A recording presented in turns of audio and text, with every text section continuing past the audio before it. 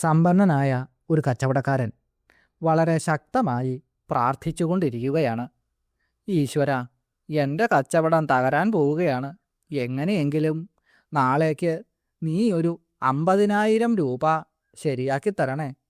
അല്ലാത്ത പക്ഷം ഞാൻ തകർന്നു പോകും. ഈശ്വര, എങ്ങനെയെങ്കിലും നീ 50,000-ന് വഴി കാണിച്ചു തരണമേ. ആ മനുഷ്യൻ ഇപ്രകാരം ആവർത്തിച്ചുകൊണ്ടേയിരുന്നു. ആ സമയത്താണ് ഒരു യാചകൻ അദ്ദേഹത്തിൻ്റെ അടുത്തിരുന്ന് പ്രാർത്ഥന തുടങ്ങിയത്. ഈശ്വര, ഭഗവാനെ, ഞാൻ ഭക്ഷണം കഴിച്ചിട്ട് 2 ദിവസമായി. എന്തെങ്കിലും കഴിക്കാൻ എനിക്ക് 5 രൂപയെങ്കിലും നീ തരണേ. 5 രൂപ എത്തിച്ചു തരണേ. ആ യാചകൻ കരഞ്ഞു കരഞ്ഞു പറയാൻ തുടങ്ങി. യാചകൻ്റെ ആ പ്രാർത്ഥന കച്ചവടക്കാരന് വലിയ ശല്യമായി മാറി. ഈശ്വരനുമായുള്ള തൻ്റെ വലിയ കച്ചവടം മുഴുവൻ ഈ യാചകൻ മുടക്കും എന്ന് പറഞ്ഞ് ദേഷ്യത്തോടുകൂടി അയാൾ കീശയിൽ നിന്നും 5 രൂപ എടുത്ത് യാചകന് എറിഞ്ഞുകൊടുത്തു. പ്രാർത്ഥനയുടെ പ്രത്യുത്തരം ആ യാചകന് അപ്പോൾ തന്നെ കിട്ടി. പ്രണവപ്രകാശത്തിൻ്റെ പുതിയ ഒരു അധ്യായത്തിലേക്ക് എല്ലാവർക്കും സ്വാഗതം. ക്ലീംകാരാംബുജപത്രഭാസ്കരനിഭാം ക്ലീംകാരചന്ദ്രപ്രഭാം ക്ലീംകാരാഗ്നിശിഖാം ഭജാമി സതതം ക്ലീംകാരപേടീമണീം ക്ലീംകാരോപവനാന്യപുഷ്ടഗൃഹിണീം ക്ലീംകാരവേദ്യാത്മികാം ക്ലീംകാരാബ്ജഹരപ്രിയാം പരതരാം ക്ലീംകാരവർണാത്മികാം ക്ലീംകാരാംബുജ പത്രഭാസ്കരനിഭാം. ക്ലീം എന്ന ബീജമന്ത്രമാകുന്ന താമരപ്പൂവിൻ്റെ ഇതളുകളെ വിടർത്തുന്ന സൂര്യനെപ്പോലെ ശോഭിക്കുന്ന ദേവി. സൂര്യൻ താമരയെ വിടർത്തുന്നതുപോലെ, അതായത് സൂര്യരശ്മികൾ പതിക്കുമ്പോൾ താമരപ്പൂവ് വിടർന്നു വരുന്നതുപോലെ ഭക്തൻ്റെ ഹൃദയകമലത്തെ ഈ മന്ത്രം കൊണ്ട് ഉണർത്തുന്ന ശക്തിസ്വരൂപിണിയായിട്ടുള്ള അമ്മ. ക്ലീംകാരചന്ദ്രപ്രഭാം. ക്ലീം എന്ന മന്ത്രമാകുന്ന ചന്ദ്രികയുടെ, അതായത് നിലാവിൻ്റെ പ്രഭയുള്ള അമ്മ. ക്ലീംകാരാഗ്നിശിഖാം. ക്ലീം എന്ന മന്ത്രത്തിൻ്റെ അഗ്നിജ്വാലയായി വർത്തിക്കുന്ന ദേവി. ഈ മന്ത്രം ജപിക്കുന്ന ഭക്തരുടെ മനോമാലിന്യങ്ങളെ, അതായത് അശുദ്ധികളെയൊക്കെ ദഹിപ്പിക്കുന്ന അമ്മ എന്നാണ് ഇവിടെ അർത്ഥം വരുന്നത്. ഭജാമി സതതം ക്ലീംകാരപേടീമണീം. ക്ലീം എന്ന രത്നങ്ങളാൽ നിർമ്മിക്കപ്പെട്ട പെട്ടിക്കുള്ളിലെ അമൂല്യമായ മാണിക്യമായി വിളങ്ങുന്ന അമ്മയെ ഞാൻ എപ്പോഴും ഭജിക്കുന്നു. ക്ലീം എന്ന മന്ത്രത്തിൻ്റെ ശക്തിയും ചൈതന്യവുമെല്ലാം അമ്മയാണ് എന്ന് അർത്ഥം. ക്ലീംകാരോപവനാന്യപുഷ്ടഗൃഹിണീം. ക്ലീം എന്ന മന്ത്രം ഒരു നന്ദനവനമാണ് എങ്കിൽ അതിൽ കുയിലായി മധുരമായിട്ട് പാടുന്നവളായി വസിക്കുന്ന ദേവി, അതായത് ശബ്ദസ്വരൂപിണിയായ അമ്മ. ക്ലീംകാരവേദ്യാത്മികാം. ക്ലീം എന്ന പീഠത്തിൽ അഥവാ വേദിയിൽ ആത്മാവായി കുടികൊള്ളുന്നവൾ. ക്ലീം എന്ന കാമബീജമന്ത്രത്തിലൂടെ അറിയുവാൻ കഴിയുന്ന ദേവി. ക്ലീംകാരാബ്ജ ഹരപ്രിയാം പരതരാം.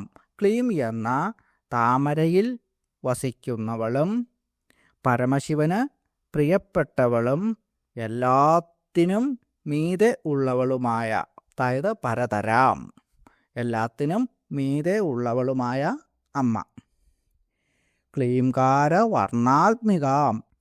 ക്ലീം എന്ന മന്ത്രാക്ഷരരൂപം തന്നെയായ അമ്മേ, ഞാൻ അമ്മയെ നമസ്കരിക്കുന്നു. ഓം ശ്രീലളിതാംബികായൈ നമഃ. ഓം. ആത്മജ്ഞാനത്തിൻ്റെ രൂപമായ വിദ്യയാണ് ആത്മവിദ്യ. അത് അമ്മയുടെ സ്വരൂപം തന്നെ. അതുകൊണ്ട് 583 ലളിതാ സഹസ്രനാമത്തിലെ നാമമന്ത്രം ആത്മവിദ്യ എന്നതാണ്. നാം അറിയുന്ന എല്ലാ വിജ്ഞാനവും ഞാൻ ആര് എന്ന ചോദ്യത്തിൻ്റെ ഉത്തരം കണ്ടെത്തുന്നതിനായിട്ടുള്ള പരിശ്രമത്തിൻ്റെ ഫലമായി ഉണ്ടായിട്ടുള്ള തത്വദർശനങ്ങളാണ്. വേദാന്താദി ശാസ്ത്രങ്ങളെല്ലാം തന്നെ ഈ ചോദ്യത്തിൻ്റെ ഉത്തരമായിട്ട് ഓരോ ആചാര്യന്മാർ കണ്ടെത്തിയവയാണ്.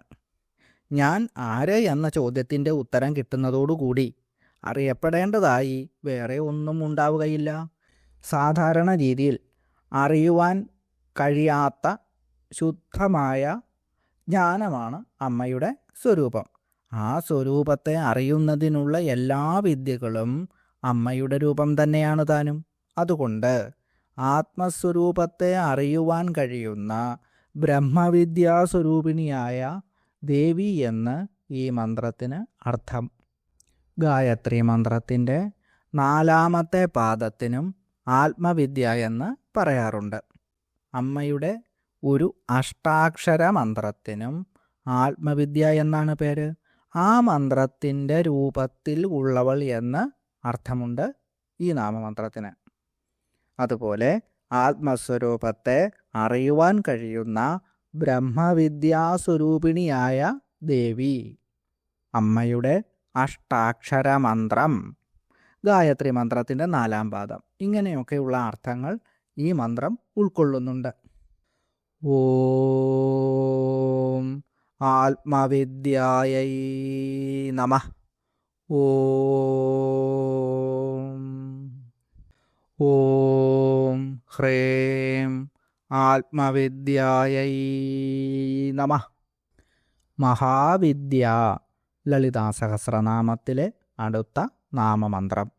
മഹതിയായും വിദ്യയായും ഇരിക്കുന്ന അമ്മയാണ് മഹാവിദ്യ. വളരെ ശ്രേഷ്ഠമായ വിദ്യയായ ദേവി എന്നാണ് ഈ മന്ത്രത്തിൻ്റെ അർത്ഥം. കാരണം എല്ലാ ദുഃഖങ്ങളും അമ്മയുടെ ഉപാസന കൊണ്ട് മാറിക്കിട്ടുന്നു. മഹതി ച സാ വിദ്യ ച. മഹതി മഹത്തായ, ച അപ്രകാരമുള്ള, സാ അത്, അതായത് ദേവി എന്ന് സാ എന്ന പദത്തിൻ്റെ അർത്ഥം. വിദ്യ അറിവ്. ഏതൊന്നാണോ മഹത്തായ വിദ്യ അതാണ് ദേവി. മഹതിയായും വിദ്യയായും ഉള്ള ദേവി. ദേവീപരമായിട്ടുള്ള എല്ലാ ഉപാസനകളെയും മഹാവിദ്യ എന്ന് പറയാം. നവാക്ഷരി മന്ത്രത്തെയും മഹാവിദ്യ എന്നാണ് പറയുന്നത്. അതുപോലെ വനദുർഗാ മന്ത്രവും മഹാവിദ്യ തന്നെ. ഈ മന്ത്രങ്ങളുടെ എല്ലാം സ്വരൂപത്തിൽ ഉള്ളവൾ എന്നൊക്കെയാണ് ഈ മന്ത്രത്തിന് അർത്ഥങ്ങൾ വരുന്നത്. അമ്മയുടെ മന്ത്രങ്ങളെ, അതായത് ദേവീപരമായ മന്ത്രങ്ങളെ ഗുഹ്യവിദ്യ എന്നും പറയുന്നു. ഉപാസനകൾ അമ്മയുടെ സ്വരൂപം തന്നെയായതുകൊണ്ട് മഹാവിദ്യ എന്ന് ഇവിടെ നാമത്തിന് അർത്ഥം വരുന്നു. ഓം മഹാവിദ്യായൈ നമഃ. ഓം. ഓം ഹ്രീം മഹാവിദ്യായൈ നമഃ. ആത്മവിദ്യ, മഹാവിദ്യ എന്നിങ്ങനെയുള്ള 2 നാമമന്ത്രങ്ങളെക്കുറിച്ചാണ് ഇവിടെ വിവരിച്ചത്. ഇനി ഈ മന്ത്രങ്ങൾ ജപിക്കുന്നതുകൊണ്ടുള്ള ഫലങ്ങൾ എന്താണ് എന്ന് നോക്കാം. 2 മന്ത്രങ്ങളും ഒരേ ഫലങ്ങൾ തന്നെയാണ് പ്രദാനം ചെയ്യുന്നത്. യോഗവിദ്യ അഭ്യസിക്കുന്നവർക്ക് ഏറ്റവും ഉത്തമമായ മന്ത്രങ്ങളാണിവ. വിദ്യാർത്ഥികൾക്ക് വിദ്യാഗോപാല യന്ത്രത്തിൻ്റെ ഫലവും ഈ മന്ത്രങ്ങൾ നൽകുന്നുണ്ട്. എപ്പോഴും ഏത് കാര്യത്തിനും ഏത് ജോലിയിലും വിജയം നൽകുന്ന മന്ത്രങ്ങളാണിവ. എങ്കിലും സ്ഥിരമായി അമ്മയെ പ്രാർത്ഥിച്ചുകൊണ്ട് ദിവസം ഒരു നേരമെങ്കിലും ഒരു പ്രാവശ്യമെങ്കിലും ഈ മന്ത്രം ജപിക്കുന്നവരെ ആർക്കും തോൽപ്പിക്കുവാൻ കഴിയില്ല. അതുകൊണ്ട് തന്നെ വിദ്യയും ധനവും ഐശ്വര്യവും ഈ മന്ത്രം ജപിച്ചുകൊണ്ട് അമ്മയെ ഉപാസിക്കുന്നവർക്ക് സമൃദ്ധമായി ഉണ്ടാകുന്നു, നിലനിൽക്കുന്നു. ആദിപരാശക്തിയായ മഹാവിദ്യ എല്ലാവർക്കും എല്ലാ സൗഭാഗ്യങ്ങളും നൽകി അനുഗ്രഹിക്കട്ടെ എന്ന് പ്രാർത്ഥിച്ചുകൊണ്ട് അമ്മയുടെ തൃപ്പാദ പത്മങ്ങളിൽ സഹസ്രകോടി പ്രണാമങ്ങൾ അർപ്പിച്ചുകൊണ്ട് നിർത്തുന്നു. നന്ദി, നമസ്കാരം.